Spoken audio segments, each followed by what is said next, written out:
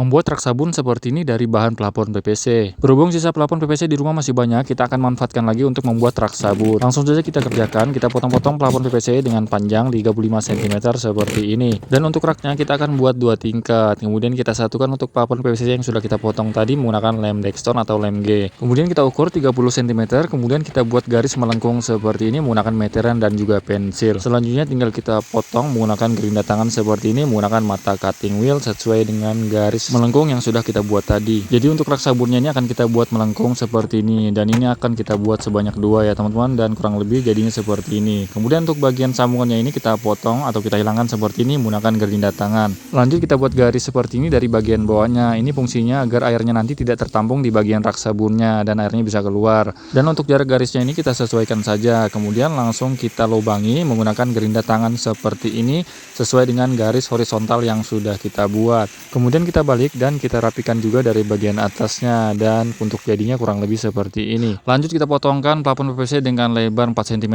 seperti ini, kemudian kita rapikan menggunakan pisau cutter. Kemudian kita akan buat melengkung dengan cara dipanaskan seperti ini di bagian atas api kompor, dan kita malkan di bagian rak sabunnya. Kemudian kita paskan ukurannya dan kita potong, dan selanjutnya tinggal kita pasang di bagian penutup depan dari rak sabunnya ini. Untuk pemasangannya menggunakan lem Dexton atau lem G seperti ini. Kemudian lanjut kita potong juga untuk penutup bagian samping kiri kanannya. Sebelumnya kita rapikan dulu menggunakan amplas, dan kemudian tinggal kita pasang menggunakan lem G seperti ini, dan kita bantu dengan sekrup dari bagian bawahnya seperti ini agar bisa lebih kuat saat digantung di bagian dinding kamar mandi nanti. Kemudian untuk tutup bagian sisi sebelahnya juga sama, kita beri lem dan tinggal kita pasang, kemudian kita sekrup dari bagian bawahnya seperti ini. Dan ini sudah kita kerjakan untuk kedua rak sabunnya, jadi ini tinggal kita satukan menggunakan pelapon PVC yang sudah kita bentuk seperti ini dengan lebar 4 cm. Lanjut kita beri lem seperti ini dan kemudian tinggal kita pasang. Untuk pemasangannya ini kita beri jarak dari bagian depan sekitar 5 cm.